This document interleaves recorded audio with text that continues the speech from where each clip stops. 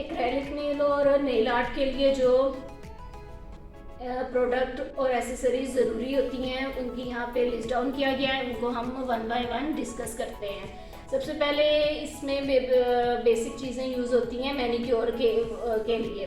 जो मैनिक्योर में nail file, cutter, clipper use होते हैं वही पहले आपको चाहिए होते हैं अपने क्लाइंट के और मॉडल के हाथ को पहले आपने नीट करना है, उनके क्यूटिकल नीट करने हैं, उनके नेल्स फाइल करने हैं, नेल कट करने हैं, तो उसके लिए नेल फाइलर है।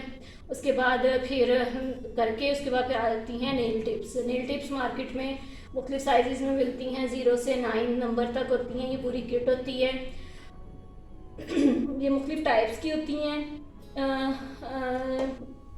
इनमें ये मिलती हैं, तो ये हम यूज़ करते हैं सिलेक्शन करके, बाद में क्लाइंट के फिक्सिंग की जाती है। ठीक है, फिक्सिंग के लिए हमें ग्लू चाहिए होती है।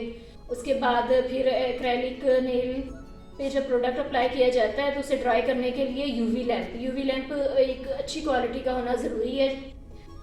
उनमें सेकंड्स के हिसाब से उसकी टाइम जो सेटिंग होती है 30 सेकंड से 90 सेकंड तक वो होती है, तो आप उसके अकॉर्डिंग अपना टाइम सेट करके जो है नेल्स ड्राई करते हैं। ठीक है, फिर मुख्तलिफ पॉलिशर ज़रूरी होते हैं। पॉलिशर्स में मैट पॉलिशर है, ग्लिटर पॉलिशर है, शिमरी पॉलिशर है। ये मुख्तलिफ टाइप्स की मुख्तलिफ ब्रांड्स की रेंज आपके पास होनी चाहिए। उसके बाद फिर नेल आर्ट के लिए नेल स्टिकर्स जो मार्केट में मिलते हैं वो होने चाहिए आपके पास। उसके बाद फिर टॉप कोट, बेस कोट, ये एक मेन इंग्रेडिएंट है, मेन प्रोडक्ट है नेल आर्ट के लिए, एक्रेलिक नेल के लिए, जो अच्छी क्वालिटी का होना चाहिए, टॉप कोट और बेस कोट। ठीक है, उसके बाद फिर है मैट पॉलिशर जो इसमें हमने डिस्कस कर लिया, ये है। फिर क्यूटिकल ऑयल, नेल्स को क्लीन करने के लिए क्यूटिकल ऑयल क्यों चाहिए होता है, वो होता है। फिर एक्सफोलेटर, क्यूटिकल एक्सफोलेटर मार्केट में मिलता है, ये भी आप ले सकते हैं। उसके बाद फिर ब्रश सेट मेन प्रोडक्ट है नेल आर्ट में। ब्रश सेट जो है मुख्तलिफ इनका जो मेन एक्रेलिक ब्रश होता है वो 10, 12, 18 साइज़ का होता है, वो होता है, लिया जाता है। उसके बाद फिर इन्हीं सेट में ओम्ब्रे ब्रश सेट भी होता है और मार्बल ब्रश सेट भी होता है, वो पूरी किट मिलती है, वो आपने लेनी होती है। इसमें 10, 15,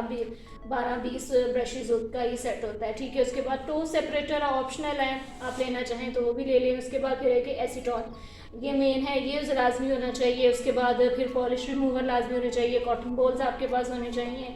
फिर क्लिपर, नेल फिक्सिंग के दौरान है आपको क्लिपर की भी ज़रूरत पड़ती है, वो आपने लेना है। और उसके बाद ग्लव्स आप अपनी प्रिकॉशंस के लिए ज़रूरी होता है, क्योंकि एक तो ये केमिकल प्रोडक्ट आप यूज़ कर रहे होते हैं डेली बेस पे, अगर आपका काम है तो आपने ग्लव्स लाजमी लेने हैं। और उसके अलावा फिर क्लाइंट के भी अगर कोई डिजीज़ उनके नेल्स की है, कोई फंगस है, तो आपने वो तो ट्रीट करना ही नहीं है ना। नेल्स अगर वो आर्ट के लिए आए उनको तो उसी वक्त आप रिफ्यूज़ कर दें, मना कर दें, उनको समझा दें।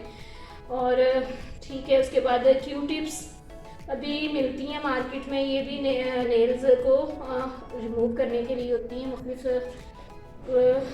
ब्रांड्स की मिलती हैं, ये किट होनी चाहिए आपके पास। फिर प्राइमर, आपके अपने ओरिजिनल नेल पे एक प्राइमर यूज़ होता है, जिस तरह मेकअप में प्राइमर यूज़ होता है उसके लिए प्रेप के लिए, स्किन प्रेप के लिए, इसी तरह नेल में भी प्राइमर यूज़ होता है नेल प्रेप के लिए। ठीक है, उसके बाद जेल बिल्डर है, ये भी आर्ट के दौरान यूज़ होता है, आर्ट से पहले होता है। फिर एसेसरीज़ में बहुत सी चीज़ें आ जाती हैं, इसमें बीड्स आ जाती हैं, इसमें शिमर, ग्लिटर, स्पार्कल्स और ये मुख्तलिफ चीज़ें आ जाती हैं जो आगे आपके आर्ट में यूज़ होती हैं। फिर मेन इनका एक्रेलिक का जो प्रोडक्ट है वो मोनोमर और पॉलीमर है। मोनोमर लिक्विड बेस में होता है, ठीक है, और जो पॉलीमर है, पॉलीमर पाकिस्तान में 3 कलर्स में है, न्यूड में है, क्लियर में है और वाइट में है।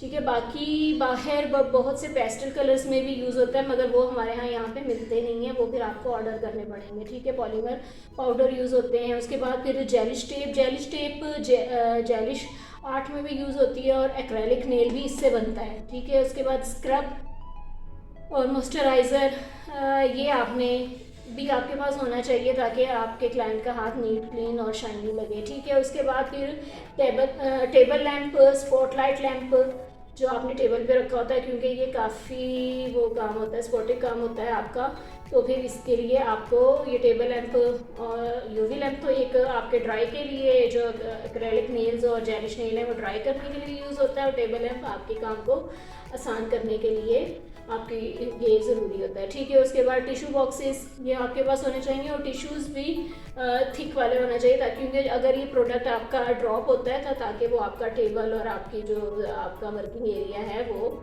मैसी ना हो, ठीक है। उसके बाद ड्रिल मशीन भी बहुत इंपॉर्टेंट होती है, क्योंकि ये सेकंड्स में काम कर देती है, वो तो करती है। और इसके अलावा ये काफ़ी नीट क्लीन, इससे शेप मुख्तलिफ बन जाती है, आपके नेल्स भी अच्छी तरह फाइल हो जाते हैं, रफ हो जाते हैं, ताकि वो प्रेप हो जाते हैं, ताकि आपके आर्ट के लिए और आपके एक्रेलिक के लिए आप काम स्टार्ट कर सकें, ठीक है। उसके बाद फिर एसेसरीज़ के लिए आपके पास ट्यूज़र होना ज़रूरी है, फिर सीज़र भी होना ज़रूरी है, फिर उसके बाद डाइप एंड डिश कप, इसमें मोनोमर